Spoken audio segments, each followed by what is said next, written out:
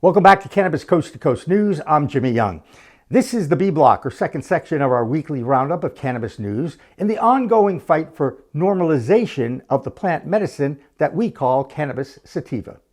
Over the past few weeks, we've shared the story of High Tide's acquisition of a controlling stake in a German medical cannabis company. Plus, in Italy, Tilray is partnering with Malteni, a pharmaceutical company that specializes in pain reduction and substance abuse initiatives in order to expand access to cannabis extracts in that country. Doug Miller has more on Tilray later in the B Block. Plus, we shared that Turkey has legalized low THC products and made them available only in pharmacies. Slovenia also moved forward with medical cannabis reforms and instituted a separate movement for adult use. With more from the changes in the cannabis laws for the entire European Union, here's the editor of the Business of Cannabis, Ben Stevens. I'm Ben Stevens, the editor of Business of Cannabis, with this week's news from Europe for Cannabis Coast to Coast News. The European Commission is preparing a major shake-up of hemp regulation, a move that could transform how the plant is recognised, traded and even subsidised across the EU. From 2027, the entire hemp plant, including flowers, leaves and extracts, could be formally recognised as an agricultural product, not just the seeds and stems as it is right now. That shift would give farmers far greater access to the EU's €55 billion a year common agricultural policy subsidies, which account for more than a third of the entire EU budget. There's also a push to raise the THC threshold from the current 0.3% to 0.5%, a move backed by Parliament's Agricultural Committee to protect farmers whose crops often exceed the strict limit through no fault of their own due to global warming. Industry voices say this is long overdue. One long-time hemp entrepreneur told us that for years the debate is the flower part of the plant or not? Now we're saying it is, and that changes the conversation. If this goes through, they added, European farmers will now be treated like anyone growing olives or oranges. They'll be able to apply for grants and subsidies in the same way. However, there's a catch. These proposals must still navigate the EU's lengthy legislative process. Some governments remain opposed to higher THC caps, like Italy, and enforcement on the ground could prove tricky, particularly when distinguishing hemp from high THC cannabis. Still, for Europe's hemp industry, this is being seen as a significant step towards clarity, stability, and legitimacy in a sector that has long struggled with fragmented rules. That's all from me this week. I'm Ben Stevens, the editor of Business of Cannabis, reporting for Cannabis Coast to Coast News. I'm Dave Barton from Thermador with your UK Cannabis Report for Cannabis Coast to Coast News. The personal details of over 4,000 UK medical cannabis patients have been posted online in what's being called a monumental privacy leak. Those affected are said to be exclusively those patients represented by UK Medical Cannabis Clinic CB1. The alarm was raised on August 16th by MedBud Wiki, a trusted UK independent patient information resource, who took to social media platform X to inform followers that they'd been made aware of the leak via Reddit, and that a 2,600-page PDF document containing such information as patients' contact details, dates of birth, and prescription information had been published on a file hosting website. Senior representatives from CB1 confirmed the data breach on August 18th, stating that all affected patients had been contacted, and said that the CB1 team were deeply sorry. While investigations are ongoing, patients are being advised to be overly vigilant of possible scam activity in coming weeks. That's all for this week's UK report. I'm Dave Barton from Thermador, reporting for Cannabis Coast to Coast News. If you follow the battle to end cannabis prohibition, you learn quite a bit about how our government works, or maybe why it doesn't work so well. In Michigan, our correspondent Amy Carter has been trying to change some of the laws that regulate that state's cannabis industry. She's been involved in trying to get Jaden's law passed, which would allow school nurses to administer prescribed cannabinoid medicine to students during the school day. So, what is a congressional resolution in the federal government? Well, it's basically an opinion of a member of Congress regarding an issue they're passionate about. A congresswoman from Massachusetts entered her resolution this week about legalizing cannabis on moral grounds. Her name is Ayanna Pressley, and she is no stranger to speaking her mind. This week, Ms. Pressley entered a resolution about legalizing cannabis based on social justice. As you might already know, Black people are busted 4.5 times more often than white people, even though both races use the plant medicine in the same percentages. Presley's resolution explains how incarceration is a crisis that has destabilized the lives of millions of families and disproportionately harmed Black and Latino communities. House Resolution 660 calls for the legalization of cannabis and a broader decarceration strategy to reduce prison populations. This resolution will now be directed to the House Judiciary Committee. At least now we know how Representative Pressley feels about the injustice of the failed war on drugs. Now let's check in on Virginia with Joe Parsons.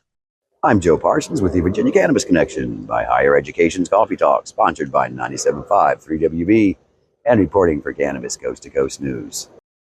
With all the talk going on about the president rescheduling cannabis to Schedule 3, I get asked all the time what my true feelings are about whether the move is a good idea or should we leave it where it currently stands and continue to fight for descheduling through congressional means. For me, it's a difficult question to answer. I can accept on one hand that the move would be a monumental step forward for medical research, easing cannabis-related stigma, and to help the tax burdens that many in the industry face every day. However, I feel it could also open other doors that would add to the plethora of problems already in the industry, such as being able to grow at home for states like mine that allow it, the future of having access to flower and vape products, and how and if Big Pharma would try to use the FDA to control the entire industry. However, the biggest issue that I have is that moving from Schedule 1 to Schedule 3 does not legalize the plant in any way, nor does it help the tens of thousands of people that are in prison or awaiting sentencing for cannabis-only convictions. Case in point, right before the election, President Trump backed Question 3 in Florida that, if it would have passed, would have opened the doors for adult use cannabis in Florida. And Trump went on record saying that no one should be in jail for simple cannabis use. Well, the numbers are in, and immigration and customs data shows that over 600 people have been deported this year for having simple cannabis-only convictions. And the majority of the cannabis convictions, 3 out of 4 in fact, were more than 5 years old and had no other violations. So shouldn't it be logical that if no one should be jailed for simple cannabis-only use, that no one should be deported for cannabis either? Getting Congress to remove cannabis from the CSA altogether should be our ultimate goal, and the only way to prevent these unnecessary convictions and deportations.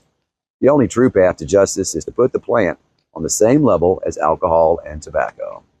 In doing research for this report, I reached out to cannabis lawyer and WPCM-TV contributor Tom Howard and asked for his opinion. And wouldn't you know it, he recently did an awesome in-depth deep dive on this very issue. You can check it out by following the QR code that's on your screen. It's thought-provoking and may answer many questions and concerns on the potential move. Well, that's going to do it for this week from Higher Education's Coffee Talk, sponsored by 97.5 3WB in Charlottesville, and reporting for WPCM-TV's Cannabis Coast to Coast News. I'm Joe Parsons. Until next time, stay lifted. No matter what business you are in the cannabis industry, it's very difficult to do any kind of banking. Many states have programs that allow debit cards, but for the most part, it's an all-cash industry. Now, Fund Canna is launching ReadyPay, a B2B tool that will allow companies to buy now and pay later. Fund Canna is a specialized financing provider for the cannabis sector, and ReadyPay was designed to help the all-cash transaction industry. For sellers, you will get paid immediately at the point of sale. You will still receive your payments even if the buyer defaults, and you can integrate it with e-commerce sites or use their standalone web app. For buyers, you will receive standard net 30-day payments at no cost. Plus, you will have the option to extend the repayment period with installments up to 6 months. And you can get real-time automated payments in minutes. When you talk about anything involving the business of cannabis, we turn to Doug Miller, who is high on Wall Street. I'm Doug Miller from High on Wall Street with this week's Cannabis Stock Report for Cannabis Coast to Coast News.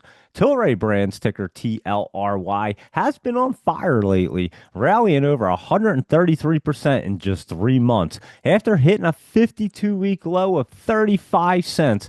But this surge isn't just about earnings, it's about the potential game-changing shift in U.S. cannabis policy. It's all about the DEA moving cannabis from Schedule 1 to Schedule 3, officially recognizing medical use, and more importantly, killing the infamous 280E tax rule that's been crushing U.S. operators with tax rates as high as 70%. This would flip the industry's financial outlook, unlocking profitability and investment across the board. Why is Tilray exploding? With massive liquidity, a $1.1 billion market cap, and cash reserves up to $250 million, it's become the go-to stock for traders betting on this catalyst.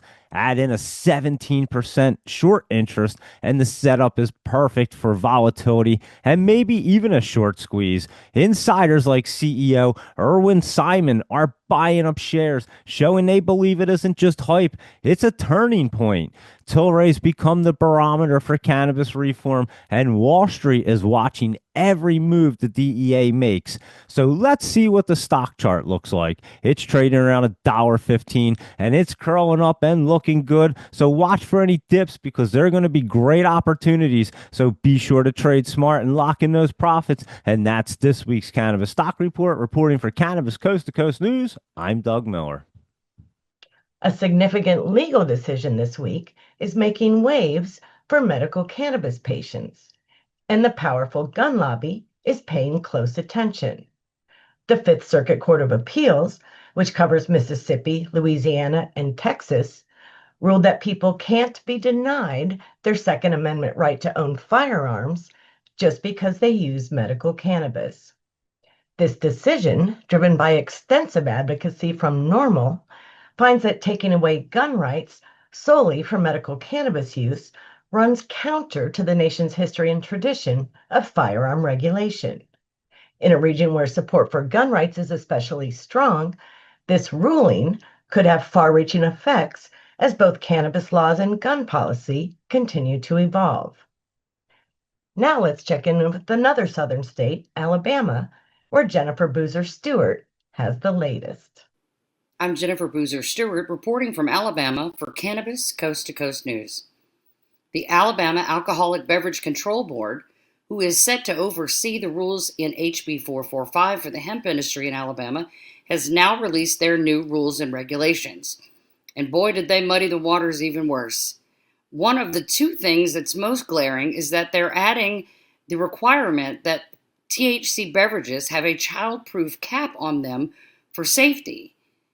It's going to add expense, making the products even more out of reach for Alabamians who, by all accounts, are poor people.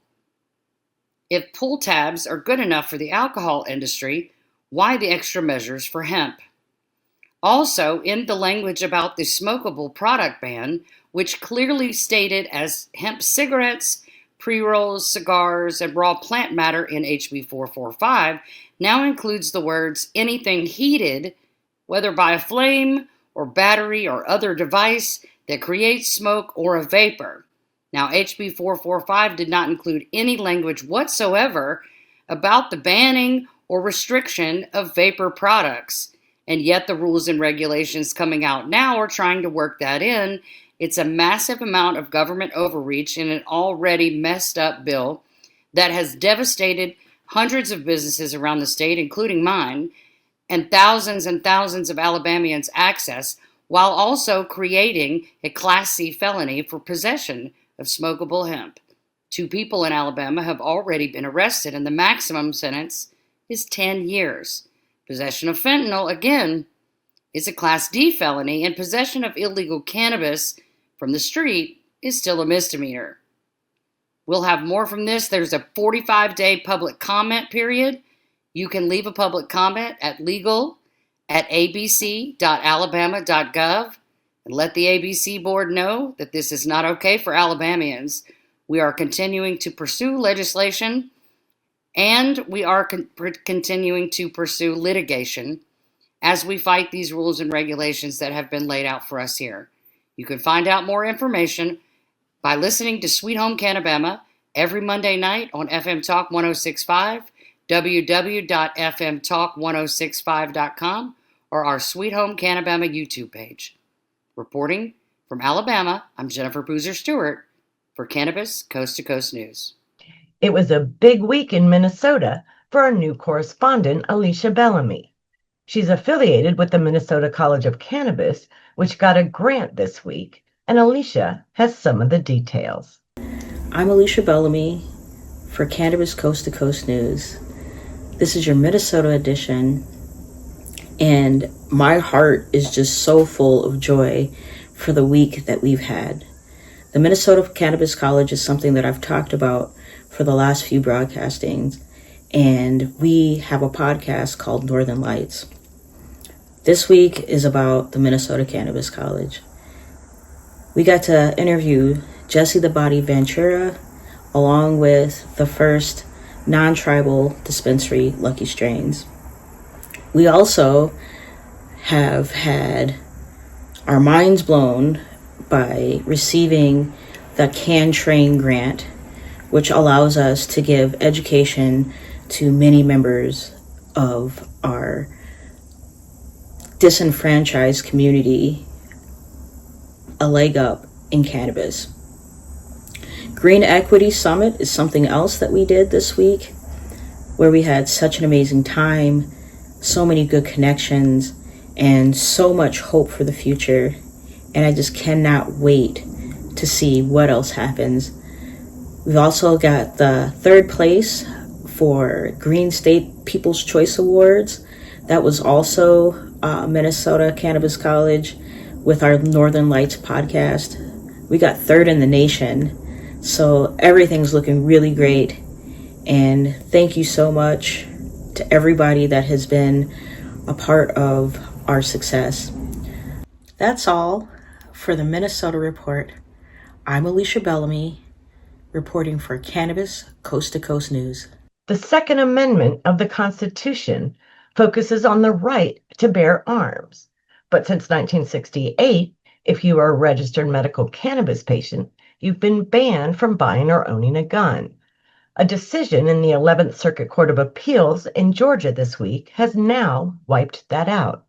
The Trump administration had asked the Supreme Court to look into this issue, and now Georgia joins Oklahoma and Texas, which have seen this injustice removed. Nikki Fried, a former Florida Director of Agriculture, had been moving this forward through the courts, and with this decision, Fried said, and I quote, "This is a huge win for freedom.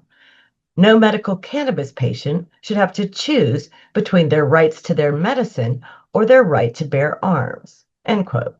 Well, that'll do it for the B Block, but we have a handful more state reports for you, including a new correspondent from the state of Colorado. Plus, the DEA has petitioned the Health and Human Services Administration to move psilocybin off Schedule 1 to Schedule 3. It's a psychedelic, people, but once again, our government has no clue on any of these plant substances. Cannabis Coast to Coast News continues after this break.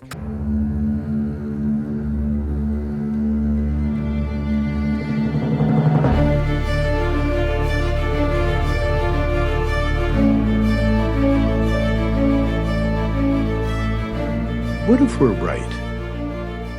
What if all of a sudden they discovered that there is medical use for marijuana and that it is good for you and it's better than alcohol and it's better than opioids and it helps your health? What if we're right? What if they find that out? Specific cannabinoids have medical value. These are facts. I'm here today in hopes to assist in removing the demonized stigma of cannabis and the perception that cannabis is just about getting high.